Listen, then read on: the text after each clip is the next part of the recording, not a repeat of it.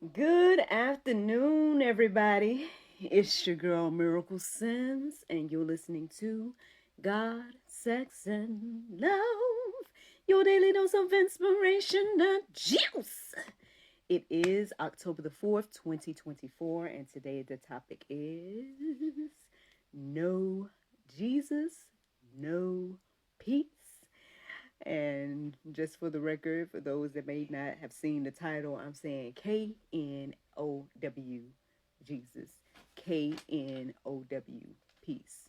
Um, Happy Friday. Yes, happy Friday, everybody. I hope you guys had a wonderful Thursday. Mine was just fine. Yes, mine was good overall. Um, I know it's late. It's later than the morning and things of that nature, but um, it's very important to, go ahead and get this juice out. I feel like,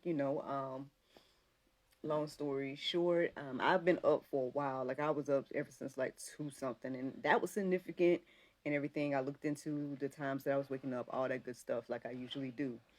Um, and then um, I had a little dream, so I interpreted that and everything like that. I was spending a lot of time with y'all, the new subscribers, the people that are commenting on our videos and whatnot, answering the questions about Allie, doing all of that.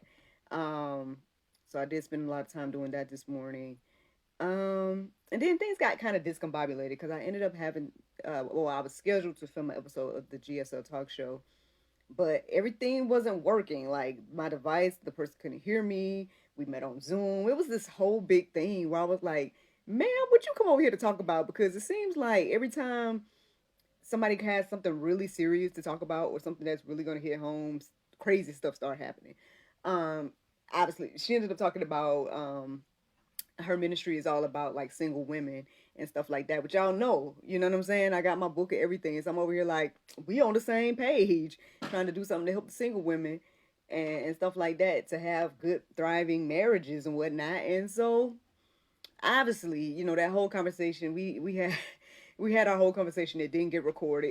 It's a whole thing. But anyway, so this morning has been kind of crazy. I haven't done NJ's school stuff yet, so everything is like discombobulated, but it's all good. To God be the glory. It was still an awesome conversation. Y'all will never see it because it didn't get recorded, but um, I think it was what I needed to hear. So that was one of the good things. I was praying out the words and whatnot over some stuff, some issues that I pray is I'm free of now.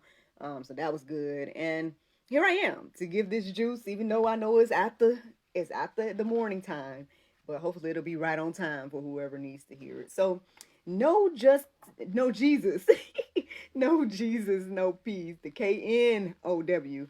Um, so where did it come from? So I was listening to the prayer meditation this morning, and it said Prince of Peace, and that really stood out to me. I know we call Jesus the Prince of Peace, but I was kind of going deeper about that. I was like, well, Lord, why do we call you Prince of Peace when you said clearly that at the end of the day, you didn't come necessarily for peace.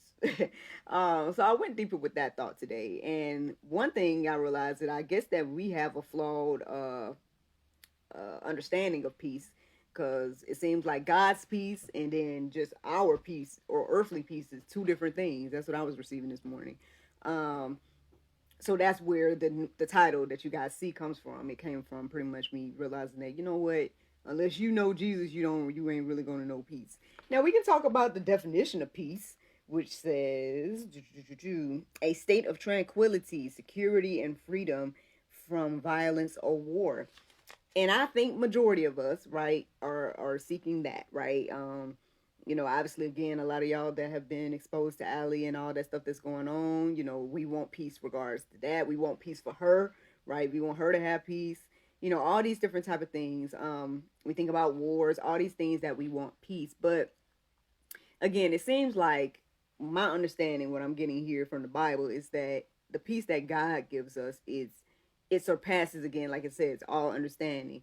So we're gonna get deeper into that with these verses that were standing out to me this morning. But yeah, let's go ahead and get into it. So the verse that stood out to me this morning to share is, and I know it's not morning anymore, but I'm just saying that's when I got it. Isaiah 26:3. It says, You keep him in perfect peace whose mind is stayed on you because he trusts in you. So again, he's talking about a perfect peace. And who is he giving that type of peace to? The ones that are keeping our mind on him. It was so interesting. So this morning, like I told you, I had an interesting dream and I interpreted it, and it was hitting home, all the interpretation stuff that I was coming into and whatnot. And soon after I was interpreting the dream and just kind of reflecting on it, a friend of mine sent me something out the blue. And I was like, what is this? Because, every now and then you might get tagged in something, and you're like, is this a group tag or whatever the case may be? But it seemed like it was right for me. And it was this example. This lady was giving a demonstration of what it looks like to start off where God gives you everything you need and you have everything you need, but then you get distracted and you don't keep your eyes on him, and you start to try to, I guess, fill other people's cups, but not from your overflow, from your cup and stuff like that, right?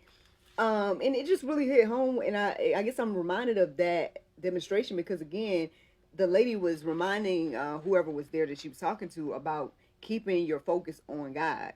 And so I'm receiving that same thing when I read this verse right here. It's talking about, again, keeping your mind on Jesus. That's the way to get, again, the perfect peace. Let me give you guys another verse, Philippians 4:7. It says, and the peace of God, which surpasses all understanding, will guard your hearts and your minds in Christ Jesus. So again, I know I kind of quoted that verse a minute ago, but what I also was receiving this morning about peace is that, or God's peace in particular, is that type of peace where, again, you can be going through the ups and downs of life and none of that stuff will matter because you know who you are connected to, which is the Lord, right? Now I believe that some people have experienced that, and you know what I'm talking about, right? But for those that may have not experienced it or may not have experienced that yet, or whatever the case may be, I hope that you're encouraged and inspired to start leaning on God, right? To start keeping your mind on him so then you can experience that peace. Because again, it can be, the only way I can explain it, friends, is that like you could be going through crazy things, right? You can be going through terrible times or whatever the case may be, but you still have love, joy, peace. And matter of fact, we're going to touch on that in a minute, but the fruits of the Spirit, right? And so let me give you guys this other verse that was standing out to me, and that was John 14:27. It says, peace I leave with you, my peace I give to you, not as the world gives do I give to you. Let not your hearts be troubled, neither let them be afraid.